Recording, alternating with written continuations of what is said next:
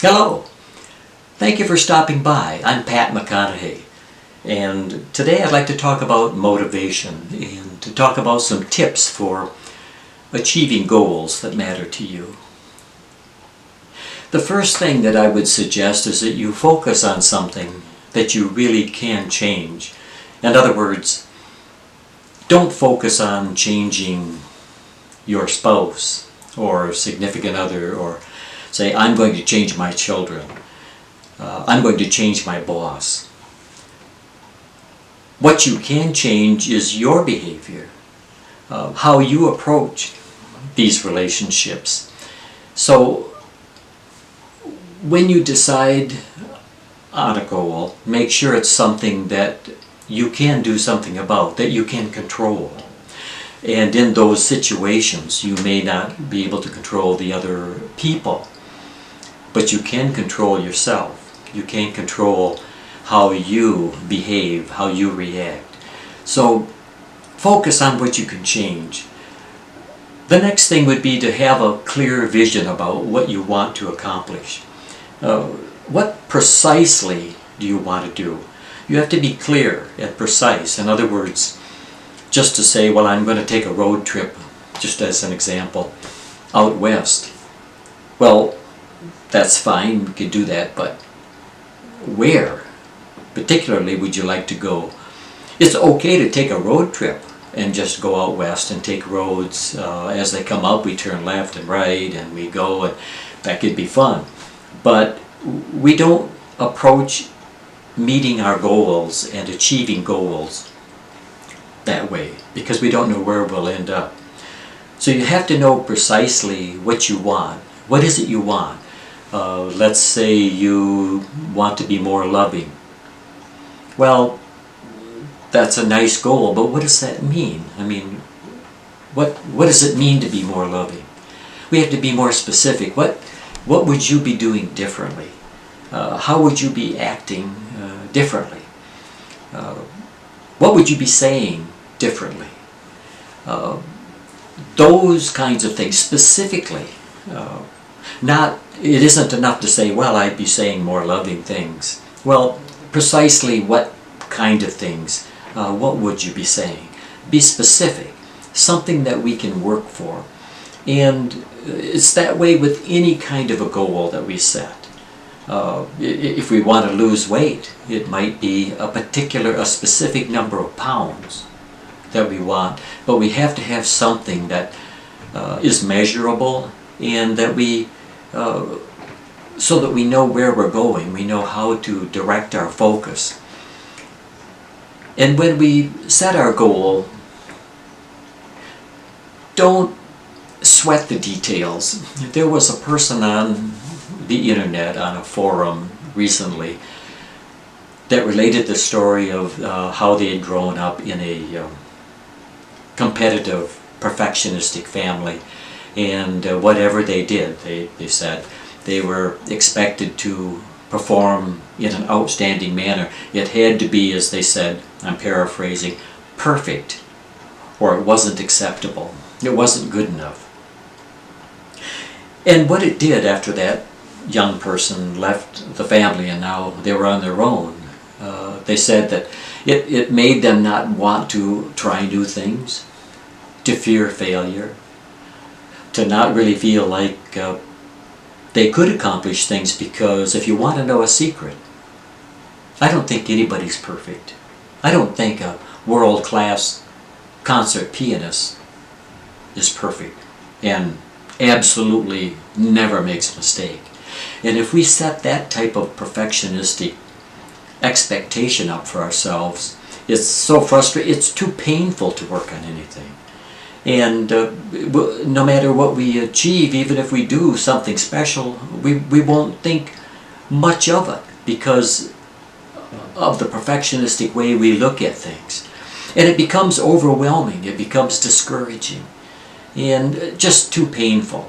So don't sweat those details. It's okay to make mistakes. It's okay to reach 90% of a goal. If you set a goal to lose, say, 100 pounds, and you lost 85 pounds. Are you a complete failure? Is that something to be sad or disappointed about? Of course not. So go easy on yourself when you're setting up goals, and don't sweat the details to the point where you just feel overwhelmed and it's not an enjoyable process. And along that same line, let go of the past. This person I was just talking about was still thinking about the past. Every time he looked at something now that mattered to him, he was thinking about his parents, his family, and nothing was good enough. He wasn't good enough. What he did wasn't good enough.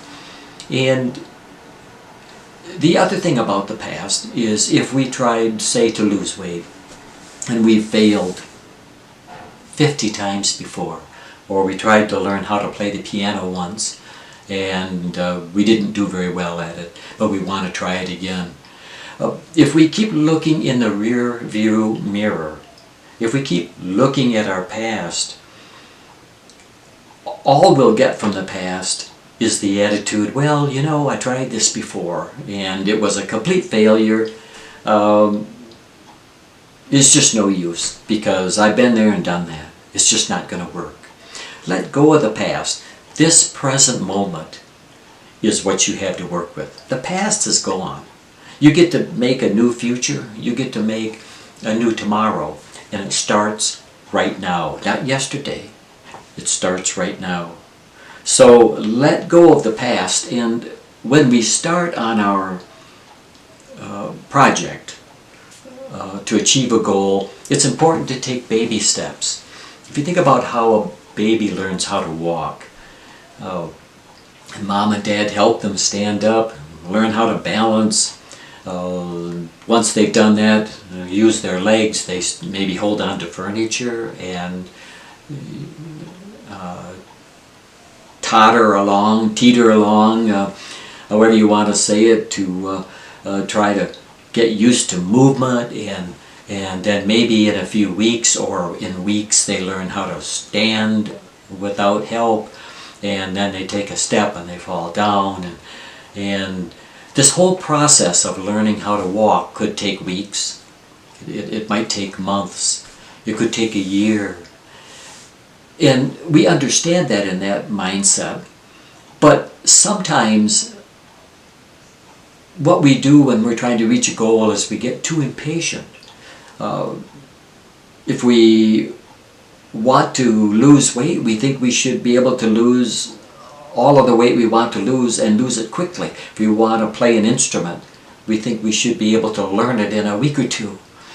Well, we all learn at different paces, but we have to give ourselves a chance to learn. For example, a musical instrument.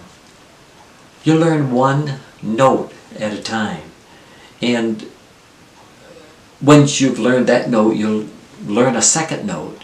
Then pretty soon you've learned a whole musical scale, but you don't learn the whole musical scale at once. You learn it one note at a time.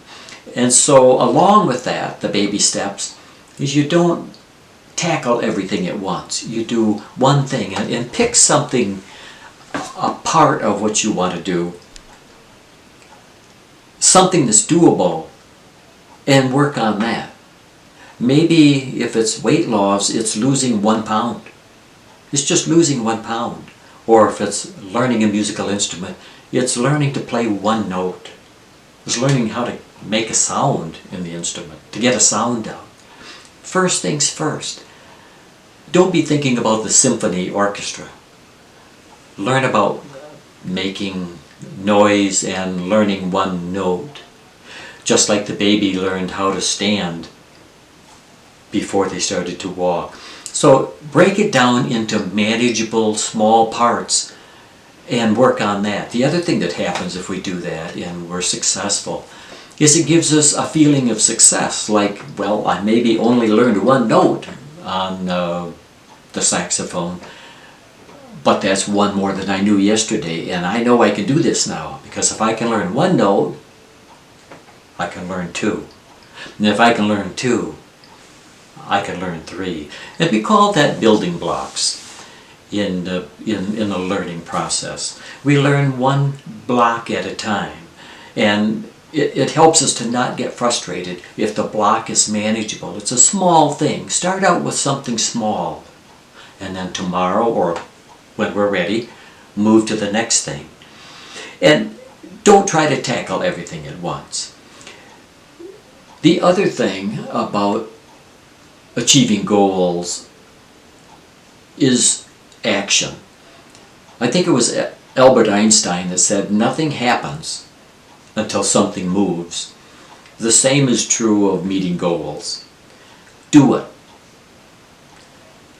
Do it now.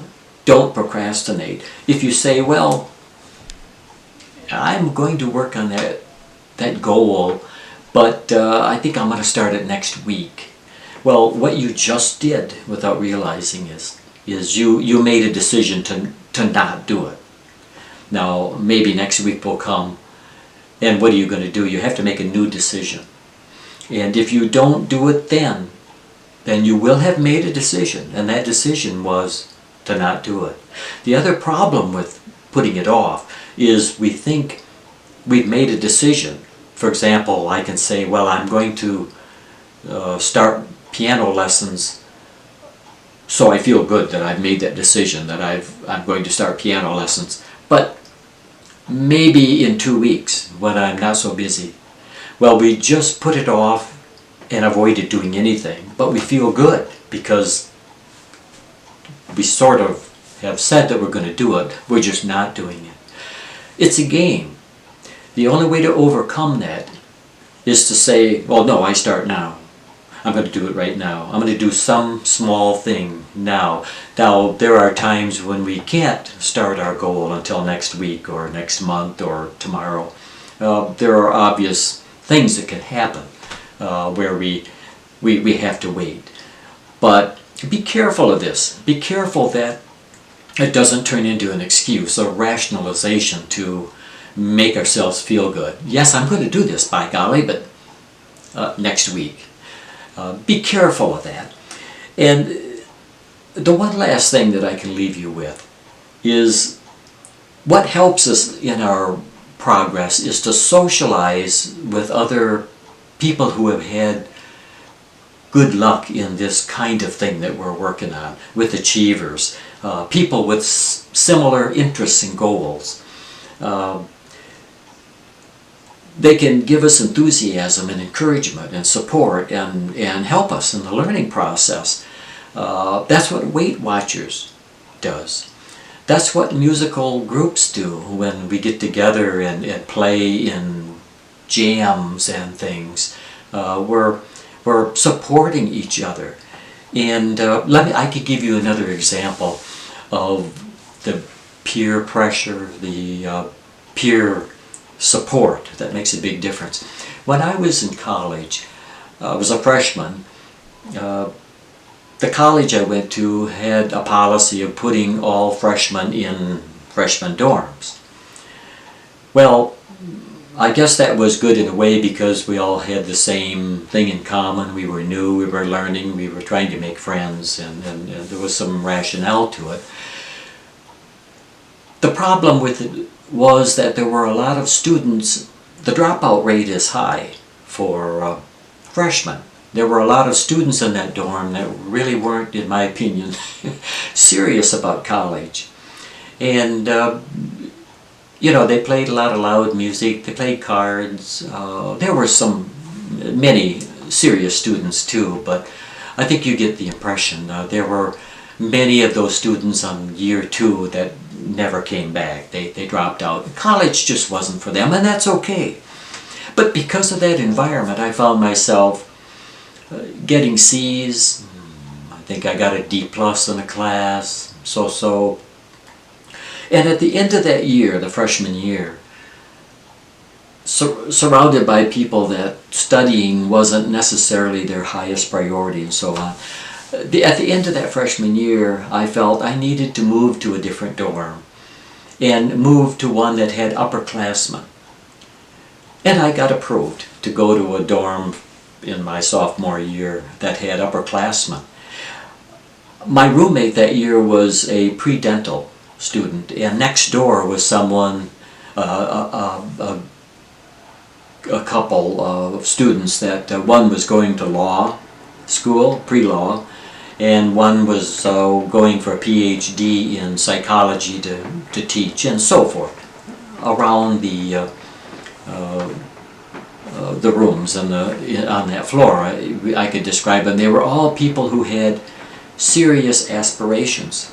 Well, the first day I got there, my pre-dental roommate comes to me. He sits down on the bed and he says, "I want to tell you that here in this dorm, on this floor, we don't know about the other floors, but on this floor, we take grades seriously. We have fun on weekends, but we all study during the week. There's no loud music, no bothering anyone. And the other thing that we do, we expect everyone to work to get the highest grades possible.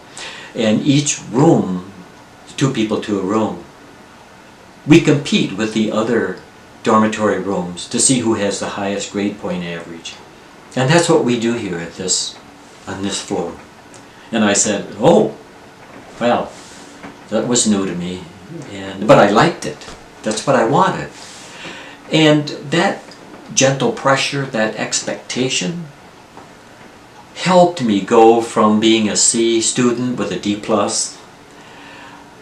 to a student that was always on the dean's list and graduated with honors in my department major when I eventually graduated from there. And I credit that roommate, that floor, for saying, you know, we do things differently here.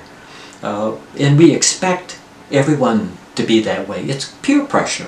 Peer pressure is often looked down upon, but it can be a good thing. Depends on whether it's positive pressure or negative pressure. So that's what I mean. Hang with people who have done what you want to do, who have had success with what you want to do. Don't hang with people who have done what you want to do but they failed at it, because they're going to be downers. They're going to be basically sending you the message, "Yeah, you know, good luck on that. It's not going to work, but good luck, you know. Yeah, you know, good luck. We've heard all this before." And, you know, they'll drag you down. Hang with people who will pull you up. You'll find that it makes an incredible difference. So I hope these tips today have offered some information. This is a big topic, motivation. Make a whole workshop on motivation and all the different things that we could do to keep us on track. And maybe if there's interest as we go forth in this video series, we'll get more in detail on specifically what we could do in some of these areas to achieve our goals. But I thank you for stopping by today, and I hope you'll stop by again. And be sure to visit us on our website, thegreatlovestoryofyourlife.com. See you later.